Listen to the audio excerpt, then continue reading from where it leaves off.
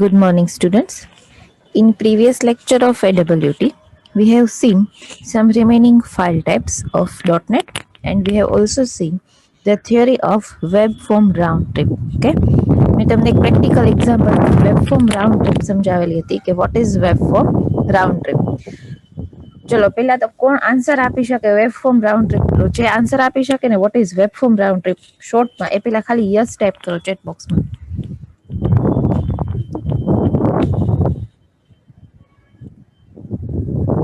તમારે આખી થિયરી નથી સમજાવવાની, just web form round trip કોને કહેવાય એ ખાલી પર્ટિક્યુલર પોઈન્ટ જ સમજાવવાનો છે. કોણ આન્સર આપી શકશે એ યસ આન્સર આપો પેલા ચેટ બોક્સમાં. ચાલો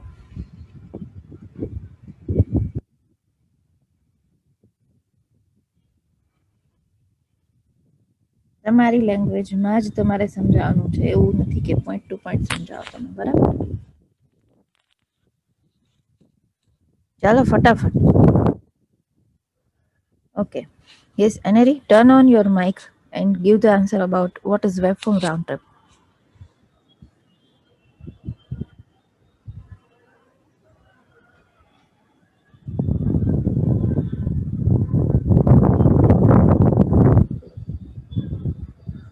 Aneri, give the answer. Yes, of ma'am. yes. શું કહેવાય વેબ ફોર્મ રાઉન્ડ ટ્રીપ કોને કહેવાય એનો આન્સર આપ. કોઈ બી એક્ઝામ્પલ તારી લેંગ્વેજમાં. Okay. Ma'am, હમ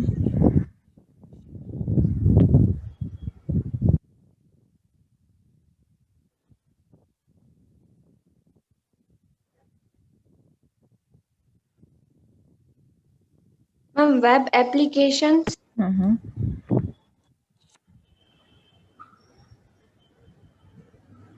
પછી જે બ્રાઉઝર હોય એ રિસ્પોન્સ કરે સમ યુઝર એક્શન્સ ને by executing the client side scripting scripts yes. હા પછી શું થાય? એન્ડ પછી એ જ એક્શન્સ ઈ રિક્વાયર્ડ સર્વર રિસોર્સ માંથી થાય. Okay, good one. ચલો Chaitanya, turn on your mic and give the answer of this question. Hello. Yes. તો વેબ ફોર્મ રાઉન્ડ ટ્રીપ એટલે કોઈ પણ એક્ઝામ્પલ જેમ કે ફેસબુક હોય તો ફેસબુક નું આપણે બ્રાઉઝરમાં પેજ ખોલી ને એમાં આપણે ફ્રેન્ડ લિસ્ટ નું જોવું હોય પેજ, બરાબર. તો સર્વર માંથી આપણે જે ફ્રેન્ડ લિસ્ટ નું આપણે ક્લિક કરી તો એ સર્વર કે આપણા બ્રાઉઝરમાં આવે, સ્ટોર કરે ક્લાયન્ટ Okay. સાઈડમાં. બરાબર. એમાં પછી એક ફંક્શન આવે કે એડ ફ્રેન્ડ કે Okay. પછી કેન્સલ. હા હા તો ઓકે. આપણે જેવું એડ ફ્રેન્ડ દબાવીને એટલે એડ નો જે ફંક્શન હોય ને ઈ જે સર્વર માં જે રીતે કોડ કરેલું હોય ને એડ ફ્રેન્ડ નું કે પછી આ આપણા ફ્રેન્ડ લિસ્ટ માં એડ થઈ જાય, ઈ ફંક્શન એક્ઝિક્યુટ થાય. ઓકે, બિઝનેસ લોજિક એક્ઝિક્યુટ થાય, બરાબર ને? ઓકે, પછી શું થાય? એક્ઝિક્યુટ થાય. સપોઝ આપણે એડ ફ્રેન્ડ કર્યું, બરાબર? એનું બિઝનેસ લોજિક એક્ઝિક્યુટ થયું, પછી પાછું શું થશે? પછી કાં તો પેજ રીડાયરેક્ટ કરે પાછો. ઓકે. અને કાં પછી યાનું યા જ રહે, ખાલી જ્યાં આપણે એડ હોય ને એડ ની જગ્યાએ એડ નું બટન હોય જાય ને એની જગ્યાએ અનફ્રેન્ડ કાં પછી ઓકે, કેન્સલ આવી જાય. Right right. This is known as web form round trip. Very good. ચાલો ચલો બાકી બધાને વેબ ફોર્મ રાઉન્ડ ટ્રીપ કોને કહેવાય ક્લિયર થયું? Yes or no?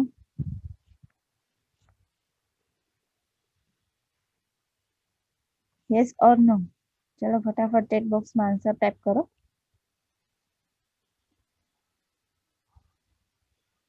Okay, very good. હજી જે લોકોને માઇન્ડમાં નહોતું ક્લિયર થયું કે વેબ ફોર્મ રાઉન્ડ ટ્રીપ કોને કહેવાય છે તેને એક્ઝામ્પલ આપ્યું અને એ સમજાયું, બરાબર? એના ઉપરથી તમારી રીતે એક્ઝામ્પલ આપતા આવડવું જોઈએ. Yes Raviraj, again I am going to explain. Suppose મેં એમેઝોનનું જે એક્ઝામ્પલ આપ્યું હતું ને એ જ એક્ઝામ્પલ રિપીટ કરું છું કે મેં amazon.in સાઇટ ઓપન કરી, બરાબર? પછી એમાં ખાલી સાઇટ ઓપન કરું, amazon.in લખું એટલે શું થયું? મેં રિક્વેસ્ટ કરી સર્વરને વેબ પેજ ડિસ્પ્લે કરે, બરાબર? સર્વરે મને amazon.in નું હોમ પેજ ડિસ્પ્લે કરી દીધું. ઓકે, પછી સપોઝ મારે કઈ એમાંથી પરચેસ કરવું છે, કાર્ટમાં એડ કરવું છે કે વિશ લિસ્ટમાં એડ કરવું છે, તો મારે પહેલા એમાં સાઇન ઇન થવું પડે, બરાબર? સાઇન ઇન થવા માટે હું સાઇન ઇન ઓપ્શન ઉપર ક્લિક કરીશ એટલે મને શું રિસ્પોન્સ આપશે સર્વર? સાઇન ઇન માટેનું પેજ ડિસ્પ્લે કરશે. આ પેજની અંદર પર્ટિક્યુલર ઈમેલ આઈડીનો યુઝ કરીને જો સાઇન ઇન કરવું હોય તો એ શું મારી પાસે ડિમાન્ડ કરશે તો કે પાસવર્ડ એન્ટર કરવાનો. પાસવર્ડ હું એન્ટર કરું એટલે સર્વર સાઇડ સ્ક્રિપ્ટિંગમાં જે મેં પાસવર્ડ એન્ટર કરેલો છે એ પાસવર્ડ પહેલા એ સ્ક્રિપ્ટનો યુઝ કરીને ચેક થશે. બરાબર છે કે ભાઈ મારું અકાઉન્ટ જે છે ઈમેલ આઈડી એની સાથે પાસવર્ડ મેચ થાય છે કે નથી થતો. જો પાસવર્ડ મેચ થાય તો એ શું કરશે કે મારા જે ઓલ્ડ જે ઓર્ડર્સ છે કરેલા હોય ઓલરેડી વિશ લિસ્ટ જે મેં ઓલરેડી બનાવેલું છે આ બધું ડિસ્પ્લે કરશે અને ન્યૂ આઇટમ્સ મને કાર્ટમાં એડ કરવા દેશે અને વિશ લિસ્ટમાં એડ કરવા દેશે. બરાબર, એટલે આ આખું example web form round trip થયું. શું કામે રાઉન્ડ ટ્રીપ? તો કે સૌથી પહેલા મેં રિક્વેસ્ટ કરી amazon.in, મને પેજ ડિસ્પ્લે થયું. બરાબર છે, પેજમાં મેં અગેન સાઇન ઇન માટે પાસવર્ડ એન્ટર કર્યો. આ પાસવર્ડનું પ્રોસેસિંગ થયું સર્વર સાઇડ અને એઝ પર ધ પ્રોસેસિંગ મને પાછું રિસ્પોન્સ મળ્યો. એટલે આ આખી ઇવેન્ટ છે this is known as web form round trip. હવે clear Raviraj? Yes or no? Okay, હજી આજે તમારે લોકોએ લિથોમાં જે વેબ ફોર્મ રાઉન્ડ ટ્રીપની થિયરી છે ને એ આજના દિવસમાં જ વાંચી લેજો. જો એક્ઝામ્પલ માઇન્ડમાં હશે ને તો થિયરી ઝડપથી ક્લિયર થઈ જશે. બરાબર, ઓકે ચાલો moving to the next topic. Next is stages in web form processing. બરાબર, વેબ ફોર્મ પ્રોસેસિંગ થાય એટલે કે જ્યારે રિક્વેસ્ટ સેન્ડ થાય, સર્વર રિક્વેસ્ટ રીડ કરીને રિસ્પોન્સ રિટર્ન કરે, એ આખો જે ટાઈમ સ્લોટ છે એની અંદર કઈ કઈ વસ્તુનું પ્રોસેસિંગ થાય એટલે કે વેબ પેજ છે એ કયા કયા સ્ટેજીસમાંથી પાસ થશે. બરાબર, એ સ્ટેજીસ આપણે અહીંયા સ્ટડી કરવાના છે. Most important theory of this chapter stages in web form processing AWT ના પેપરમાં ઈચ એન્ડ એવરી ટાઈમ પૂછાયેલી જ છે અને હજી પૂછાશે જ. બરાબર છે, એટલે સૌથી પહેલા તો ડાયાગ્રામ સાચો ડ્રો કરવો પડશે. ડાયાગ્રામમાં જે અહીંયા મેં સ્ટેપ આપેલા છે ને, step 1, step 2 up to step 8, એમાં એકેય સ્ટેપ આડાવડું નહીં ચાલે. બરાબર, પેપર એસેસ થતી વખતે સૌથી પહેલા તમારો જો આ ક્વેશ્ચન પૂછાયેલો હોય ને તો ડાયાગ્રામ ચેક થશે.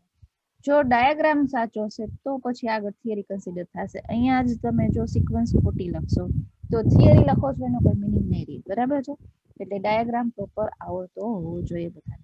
ઓકે, ચલો હવે સૌથી પહેલા stages in web form processing એટલે પેજ રિક્વેસ્ટ થાય ત્યાંથી સ્ટાર્ટ કરીને પાછું પેજ અનલોડ થાય ત્યાં સુધીનું બધું પ્રોસેસિંગ એમાં આવશે. અનલોડ મતલબ કે યુઝર છે સેશન ક્લોઝ કરે, આઈધર તો બ્રાઉઝર ક્લોઝ કરે, ત્યાં સુધીમાં જેટલી ઇવેન્ટ્સ પરફોર્મ થાય, જેટલી મેથડ્સ કોલ થાય, આ બધી વસ્તુ વેબ ફોર્મ પ્રોસેસિંગના સ્ટેજીસમાં ઇન્ક્લુડ થયેલી છે. બરાબર, આની જે થિયરી છે ને એમાં આ એક એક જે સ્ટેપ છે ને પરફોર્મ કેવી રીતે થાય એનું ડિસ્ક્રિપ્શન તો આપેલું જ છે. પછી એના પછી આ ઈચ એન્ડ એવરી સ્ટેપમાં કઈ કઈ મેથડ એક્ઝિક્યુટ થાય, કઈ કઈ મેથડ ઇન્વોક થાય એ આપેલી છે. બરાબર, એટલે એક્ઝામની અંદર તમને જો થિયરી જસ્ટ એમ પૂછાય કે explain stages in web form processing, તો તમારે ખાલી ડાયાગ્રામ ડ્રો કરવાનો છે અને આ સ્ટેપની જ થિયરી લખવાની છે. પણ પર્ટિક્યુલર પૂછાય કે explain methods invoked in the stages of web form processing, તો આના પછી જે મેથડ્સ એક્સપ્લેન કરેલી છે એ લખવાની થશે. બરાબર, આખો ક્વેશ્ચન આ સ્ટેપ્સ અને મેથડ્સ આ બધું ક્યારે એક્સપ્લેન કરવાનું નથી હોતું. બરાબર છે, keep in mind this thing. Okay, ચલો હવે સૌથી પહેલા આપણે ડાયાગ્રામ જોઈ લઈએ.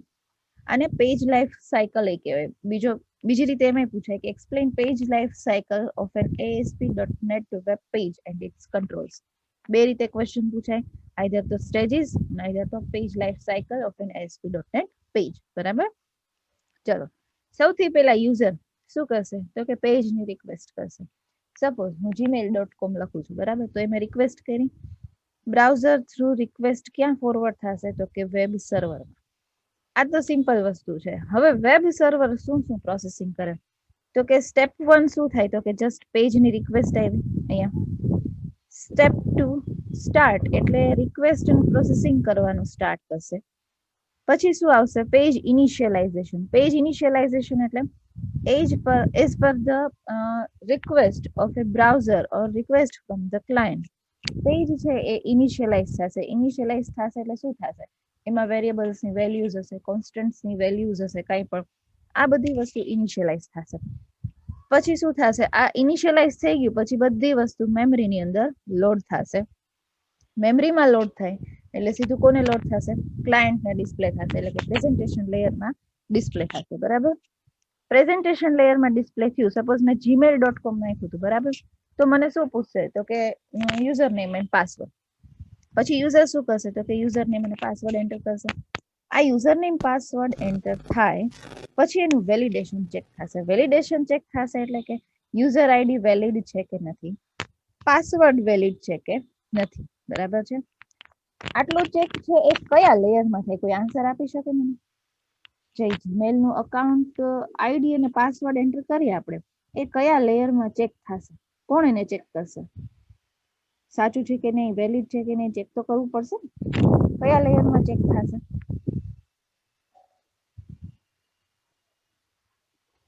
યસ, ઓથોરાઇઝેશન, પણ કયા લેયરમાં? એપ્લિકેશન લેયરમાં, ઓર વી કેન સે બિઝનેસ લેયરમાં. બરાબર છે, ચેક થઈ જાય પછી શું થશે, તો કે પાછું સર્વર છે એને આ ડેટા સેન્ડ થશે.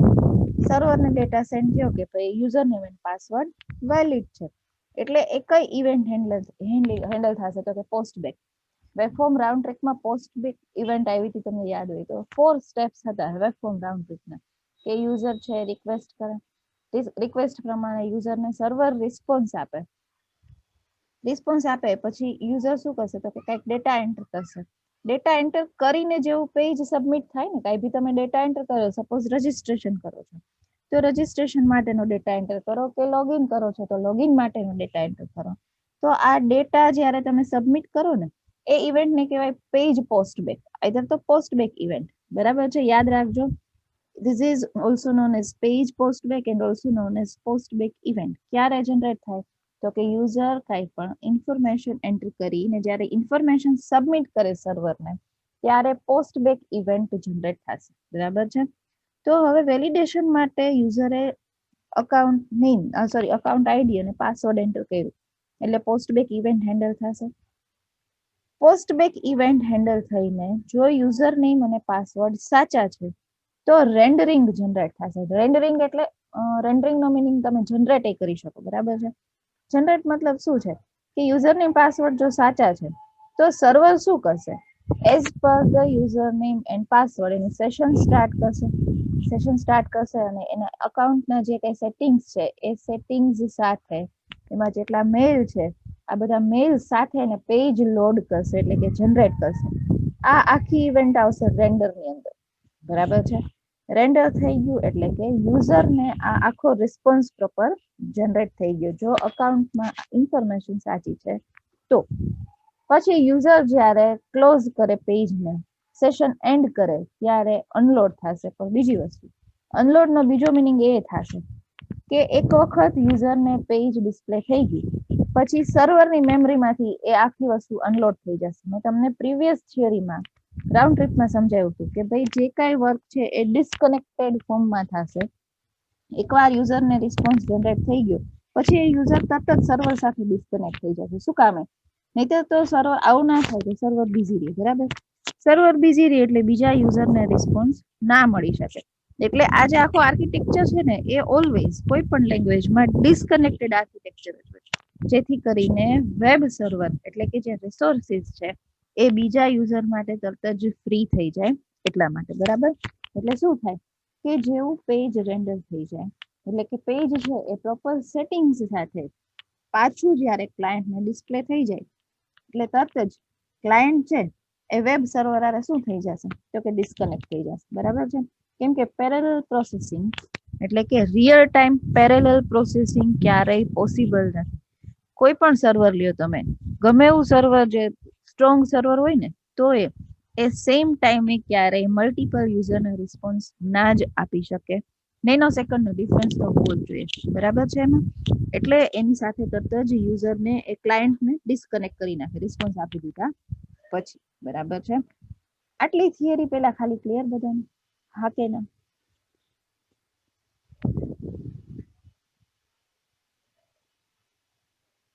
આ સ્ટેપ્સ બધાને ક્લિયર? સ્ટેપ્સ જે વેબ ફોર્મ રાઉન્ડ ટ્રીપના હતા સેમ સ્ટેપ છે, પણ એમાં શું છે કે આપણે ખાલી પોસ્ટ બેક અને રાઉન્ડ ટ્રીપ આ જ ડિટેલમાં સમજતા હતા. અહીંયા પહેલેથી સ્ટાર્ટ કરીને લાસ્ટમાં જ્યારે યુઝર ડિસ્કનેક્ટ થાય ત્યાં સુધીના બધા સ્ટેપ્સ છે એ ડિટેલમાં આપણે સ્ટડી કરવાનું છે. ઓકે, ચાલો તો હવે થિયરી પોઈન્ટ્સ જોઈ લઈએ આપણે. આ ડાયાગ્રામ બધાને ખાસ યાદ રહેવો જોઈએ. અહીંયા જોજો સ્ટેપ 8માં અનલોડ થશે. શું કામે? તો કે રિસ્પોન્સ રિટર્ન થશે બ્રાઉઝરમાં, એટલે તરત જ અહીંયા સ્ટેપ 8 એટલે કે અનલોડ પરફોર્મ થશે. બરાબર છે. ડાયાગ્રામની પ્રેક્ટિસ સ્ટાર્ટ કરી દેજો. એકેય સ્ટેપ આડાઅવળું ના હોવું જોઈએ. બરાબર છે. નેક્સ્ટ લેક્ચર આવે ને ત્યારે આ સ્ટેપ્સ છે હું પૂછીશ બધાને, ગમે એને પૂછીશ, સિક્વન્સમાં આવડવા જોઈએ બોલતા. બરાબર. આ બધી વસ્તુ જે છે ને user, browser, web server, return response, આ તો યાદ રહી જશે. મેઇન આ સિક્વન્સ છે. ઓકે, ચલો moving to the theory of this topic. ચલો સૌથી પહેલું પેજ રિક્વેસ્ટ. સૌથી પહેલું શું સ્ટેપ આવે તો કે પેજ રિક્વેસ્ટ ક્યારે જનરેટ થાય? તો કે જ્યારે ASP.NET પેજની લાઈફ સાયકલ સ્ટાર્ટ થાય ને ત્યારે સૌથી પહેલું સ્ટેજ છે that is known as page request. કોણ કરશે? તો કે ક્લાયન્ટ. બરાબર. ચલો જોઈ લઈએ એની theory. The page request occurs before the page life cycle begins. When a user requests the page, ASP.NET determines whether the page needs to be parsed and compiled. એટલે therefore beginning the life of a page. એટલે ત્યાંથી પેજની life cycle start કરવી કે નહીં. Life cycle એટલે start જે બીજું step છે ને ત્યાંથી સ્ટાર્ટ થાય. બરાબર. Or whether a cached version of the page can be sent in response without running the page. ઘણી વખત કેવું થાય કે તમે એક પેજ રિક્વેસ્ટ કર્યું, બરાબર, તમારાથી બ્રાઉઝર ક્લોઝ થઈ ગયું, પાછું બ્રાઉઝર ઓપન કરીને તમે તરત જ એ પેજ પાછું રિક્વેસ્ટ કરો છો, તો શું થશે કે કેશ મેમરીમાં એ લોડ થયેલું હશે. તો .NET છે એ શું પેલા તો નક્કી કરશે કે પેજ છે એ મેમરીમાં એટલે કે કેશ મેમરીમાં એટલે કે ટેમ્પરરી મેમરીમાં ઓલરેડી છે, તો ડાયરેક્ટ તમને એમાંથી જ આપી દેશે. તો આખું પેજ એ એક્ઝિક્યુટ નહીં કરે. બરાબર. સર્વર સાઈડ જો નથી, સાવ નવી જ રિક્વેસ્ટ છે, તો જ એ સર્વર સાઈડ એનું પ્રોસેસિંગ કરશે અને પછી તમને રિસ્પોન્સ જનરેટ કરશે. આ પાસ્ડ ઓર કમ્પાઇલ્ડ નો મીનિંગ શું થશે કે રિક્વેસ્ટ છે ફર્સ્ટ ટાઈમ જ છે, તો પેજ છે એ compile each and every time કરવું પડે ને. નવા વેરિયેબલની વેલ્યુઝ હોય, કાંઈ બીજા વેલિડેશન્સ હોય કે બીજી કોઈ વેલ્યુઝ હોય એનો યુઝ કરીને. બરાબર છે. શું થશે પેજ રિક્વેસ્ટ વખતે કે જ્યારે પેજ રિક્વેસ્ટ જનરેટ થાય ત્યારે ASP.NET સૌથી પહેલા શું ડિસાઇડ કરશે કે પેજ છે એ એની કમ્પાઇલેશન અને પાસિંગની પ્રોસેસ જરૂરી છે કે નથી. જો સાવ નવી જ રિક્વેસ્ટ હશે તો આ બધી વસ્તુ કરવી પડશે. બરાબર છે. નથી, એક વખત ઓલરેડી રિક્વેસ્ટ થઈ ગઈ છે અને થોડીક જ વારમાં પાછી રિક્વેસ્ટ કરે છે ક્લાયન્ટ, તો શું કરશે? કેશ મેમરીમાં એટલે કે ટેમ્પરરી મેમરીમાં જ્યાં લોડ થયેલું હોય ને પેજ, ત્યાંથી તરત જ પાછું એને સેન્ડ કરી દેશે. બરાબર છે. આ આખો પેજ છે પેજ રિક્વેસ્ટ. આ ક્લિયર બધાને? યસ ઓર નો?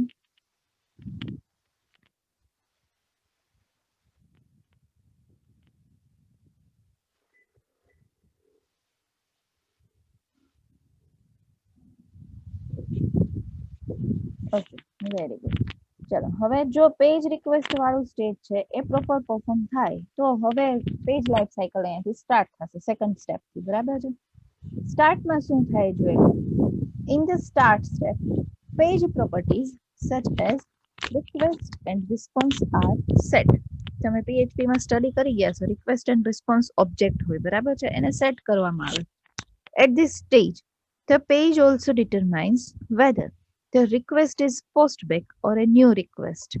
બરાબર છે. પોસ્ટ બેક ક્યારે હોય? કોઈ કહી શકે? મને આન્સર આપી શકે? રિક્વેસ્ટ પોસ્ટ બેક ક્યારે હોય? પોસ્ટ બેક કોને કહેવાય?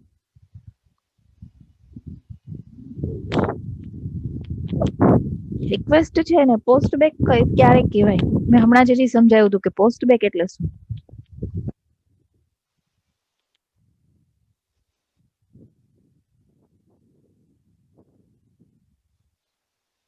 કોઈ આન્સર આપી શકે? What is post back? Yes or નો?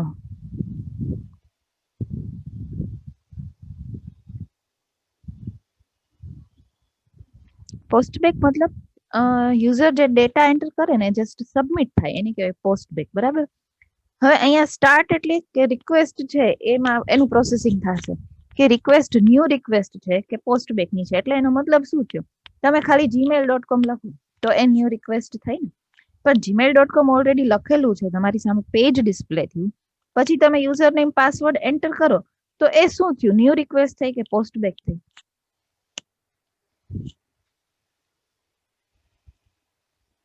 તમે યુઝર નેમ પાસવર્ડ એન્ટર કરીને પાછું પેજ સબમિટ કરો સાઇન ઇન માટે, તો એ ન્યૂ રિક્વેસ્ટ કહેવાય કે પોસ્ટ બેક કહેવાય?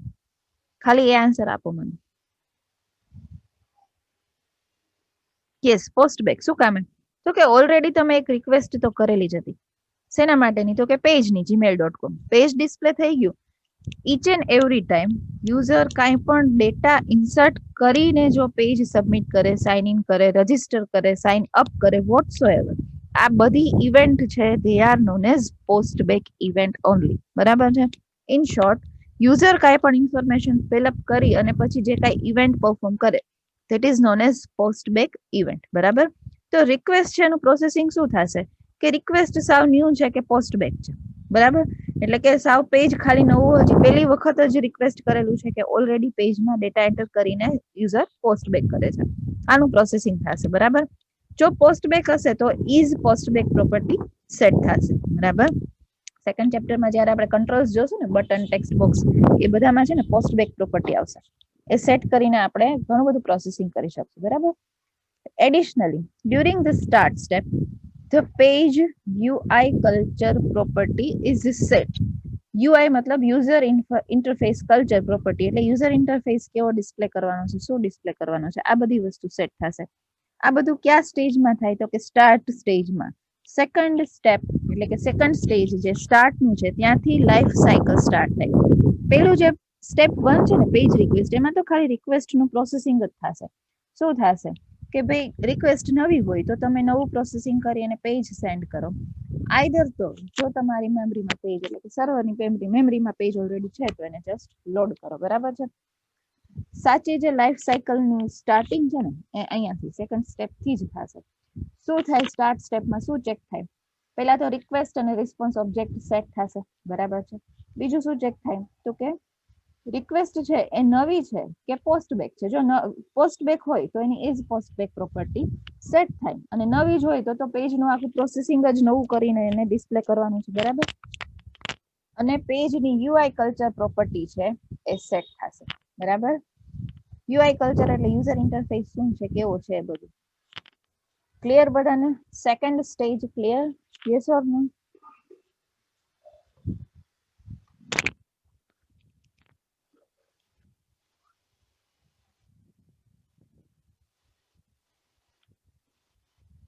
એક્ઝામની અંદર આ બધા સ્ટેપ લખો ને ત્યારે એની અંદર ગપ્પા મારવા નહીં ચાલે, પ્રોપર એક્સપ્લેનેશન લખવું પડશે. બરાબર છે? ચાલો, હવે થર્ડ સ્ટેપ છે પેજ ઇનિશિયલાઇઝેશન. શું થાય એમાં? તો કે during the page initialization, controls on the page are available. Control એટલે જે બટન છે, ટેક્સ્ટ બોક્સ છે, ચેક બોક્સ છે, રેડિયો બટન છે, વોટસએવર, આ બધા કંટ્રોલ અવેલેબલ થશે. And each controls unique ID. તમે જ્યારે ફોર્થ સેમમાં .NETમાં કોડિંગ કરતા હતા, પેલા ડિઝાઇનિંગ કરતા હતા, તો ડિઝાઇનિંગમાં તમને યાદ હશે કે જેવું તમે text box first time drag and drop કરો ને એટલે એનું આઈડી શું હોય? તો કે text box 1. Second text box drag and drop કરો એટલે text box 2. These are the unique IDs of each and every control. બરાબર? Are generated but not their properties. સૌથી પહેલા ઇનિશિયલાઇઝેશનમાં શું થાય? તો કે કંટ્રોલ્સ જે છે પેજના એ અવેલેબલ થાય અને એને ખાલી યુનિક આઈડી જનરેટ થાય, એની પ્રોપર્ટીઝ કાંઈ સેટ ના થાય. બરાબર છે?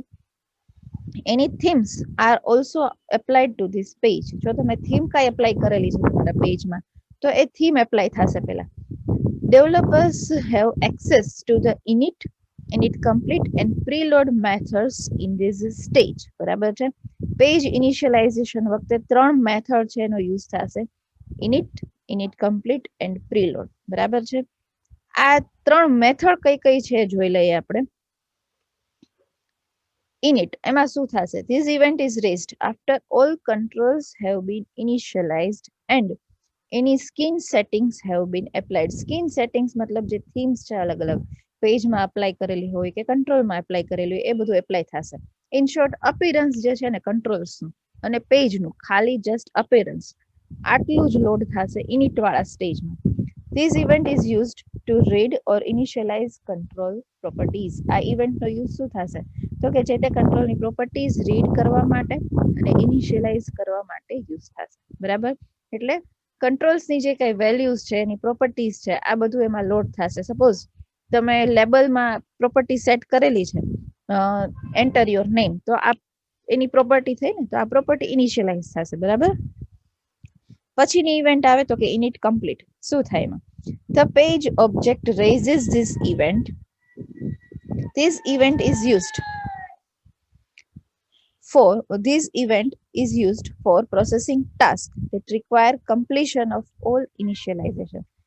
init વાળી ઇવેન્ટ છે ને એમાં શું થશે? તો કે બધું one by one initialize થશે. સ્કીમ છે, થીમ છે, પ્રોપર્ટીઝ છે, આ બધી વસ્તુ. init complete એટલે કે આ બધી વસ્તુ કમ્પ્લીટ થઈ ગઈ, ઇનિશિયલાઇઝેશન કમ્પ્લીટ થઈ ગયું ત્યારે કઈ ઇવેન્ટ જનરેટ થાય? તો કે init complete. બરાબર? હવે આવશે preload. Use this event if you need to perform processing on your page or control before the load event. એટલે કે પેજ લોડ થાય ને એની પહેલા તમારે જો કઈ પ્રોસેસિંગ કરવું છે તો એ શેમાં થશે? preloadમાં. After the page raises this event, it loads view state for itself and all controls and then processes any postback data included with the request instance. In short, કોઈ બી ડેટા યુઝરે જો સબમિટ કર્યો છે પોસ્ટબેક event માટે તો આ બધા ડેટાનું processing થશે અહીંયા પ્રીલોડ ઇવેન્ટમાં. કેમ કે આ ડેટાનું પ્રોસેસિંગ થાય, યુઝરે ડેટા સબમિટ કર્યો છે એ ડેટા પ્રોસેસ થાય પછી જ એની સામે પાછું પેજ નવું લોડ થઈ શકે ને. બરાબર? એટલે એ બધી વસ્તુ કઈ ઇવેન્ટ વખતે પ્રોસેસ થશે? તો કે પ્રીલોડ વખતે. બરાબર છે? તો પેજ ઇનિશિયલાઇઝેશન વાળું સ્ટેપ છે એમાં 3 ઇવેન્ટ જનરેટ થશે. કઈ કઈ? init complete અને preload. પેજ ઇનિશિયલાઇઝેશનના સ્ટેપમાં શું થાય? તો કે કંટ્રોલની પ્રોપર્ટીઝ છે, કંટ્રોલનું અપિયરન્સ છે, કોઈ બી થીમ છે, કોઈ બી સ્કીમ છે, આ બધી વસ્તુ ઇનિશિયલાઇઝેશન થશે. બરાબર? એનું 3 ઇવેન્ટ થ્રુ init complete અને preload. ઇનિટમાં શું થાય? તો કે જસ્ટ કંટ્રોલનું અપિયરન્સ અને તમારા પેજમાં જે કઈ અપિયરન્સ સેટ કરેલું છે, ઇન શોર્ટ ડિઝાઇનિંગ, જસ્ટ આ બધું ખાલી લોડ થશે. બરાબર છે? અને આ ઇવેન્ટમાં શું થશે? તો કે પ્રોપર્ટીઝ છે કંટ્રોલની એ રીડ થશે અને ઇનિશિયલાઇઝ થશે. ઇનિશિયલાઇઝ થઈ જાય પછી init complete વાળી ઇવેન્ટ જનરેટ થશે. શું થશે એમાં? તો કે એમાં જે કાંઈ ઇનિશિયલાઇઝેશન વેલ્યુઝનું કરવાનું છે, પ્રોપર્ટીઝનું કરવાનું છે એ બધું કમ્પ્લીટ થશે. પછી આવે પ્રીલોડ. પ્રીલોડમાં શું થાય? તો કે તમે પેજ લોડ કરો એ પહેલાની ઇવેન્ટ્સ છે એ બધી ઇવેન્ટનું પ્રોસેસિંગ થાય અને ઇવેન્ટ પરફોર્મ થાય. તો હવે પેજ લોડ થાય એ પહેલા શું શું થાય? તો કે યુઝરે જે ડેટા એન્ટર કરેલો છે, પોસ્ટબેક કરેલું છે, એ ડેટા ચેક થાય એટલે કે વેલિડેશન ચેક થાય અને એઝ પર ધ ડેટા એનું પ્રોસેસિંગ થશે. બરાબર? ઇન શોર્ટ આખો પોસ્ટબેકનો જે ફેઝ છે ને એ પ્રીલોડમાં પરફોર્મ થશે. બરાબર? આ સ્ટેપ 3 બધાને સમજાણું page initialization? Yes or no?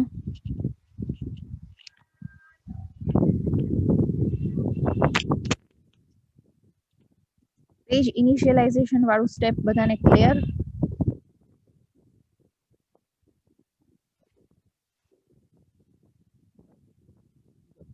ચલો હવે નેક્સ્ટ આવે લોડ. લોડ વખતે શું કરવાનું હોય? તો કે બધું સ્ટેપ 3 સુધીમાં ચેક તો થઈ ગયું છે, તો હવે બધી વસ્તુ શું કરવાની છે? લોડ કરવાની છે. બરાબર? During load, if the current request is a postback, ધ્યાન રાખજો ઈચ એન્ડ એવરી ફેઝમાં રિક્વેસ્ટ કઈ ટાઈપની છે ધેટ ઇઝ ઇમ્પોર્ટન્ટ. જો નવી જ રિક્વેસ્ટ હોય તો પછી કાંઈ એમાં પ્રોસેસિંગ બીજું કરવાનું નથી, પેજ જ જસ્ટ ડિસ્પ્લે કરવાનું છે. પોસ્ટબેક હોય તો જ આ વેલિડેશન ને બધું પરફોર્મ કરવાનું થાય. એટલે ઈચ એન્ડ એવરી સ્ટેપમાં પ્રોસેસ રિક્વેસ્ટ કઈ ટાઈપની છે એ મેઇન વસ્તુ છે, આઈધર ન્યુ ઓર પોસ્ટબેક. બરાબર? During the load, if the current request is a postback, control properties are loaded with information recovered from view state. આ view state છે ને આપણે સ્ટેટ મેનેજમેન્ટનું ચેપ્ટર આવશે. કંટ્રોલનું જે તે ટાઈમે સ્ટેટ શું છે એ ડિફાઇન કરે. બરાબર છે?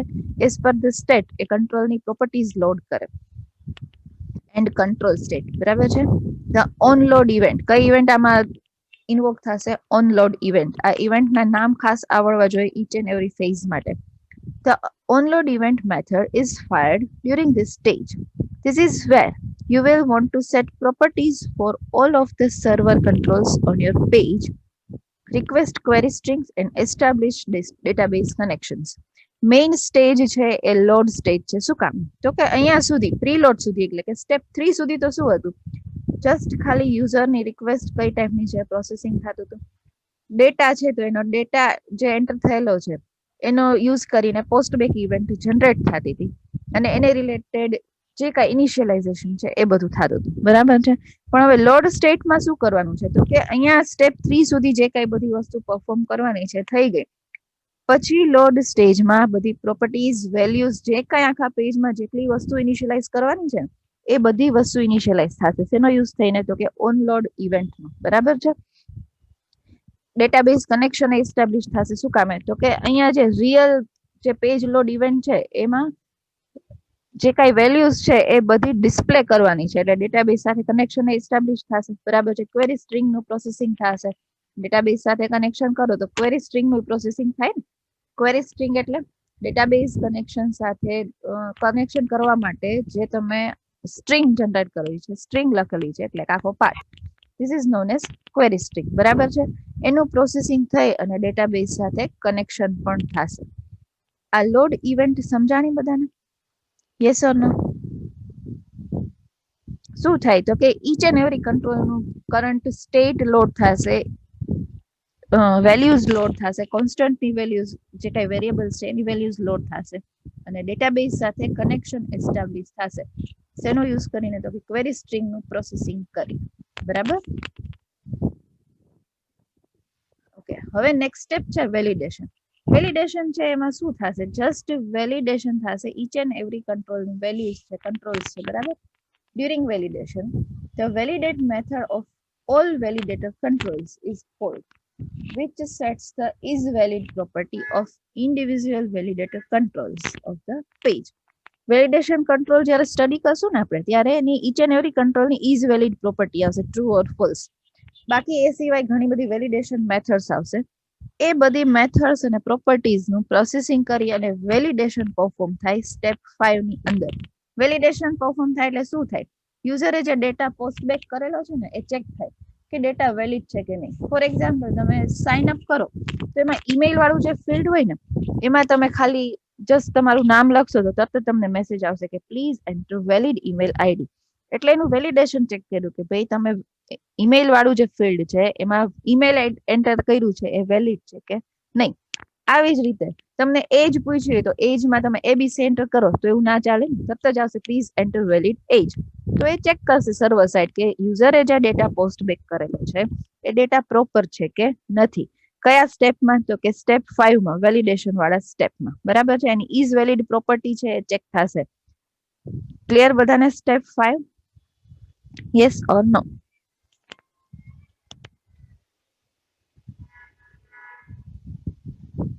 વેલિડેશન વાળું સ્ટેપ સમજાણું બધાને?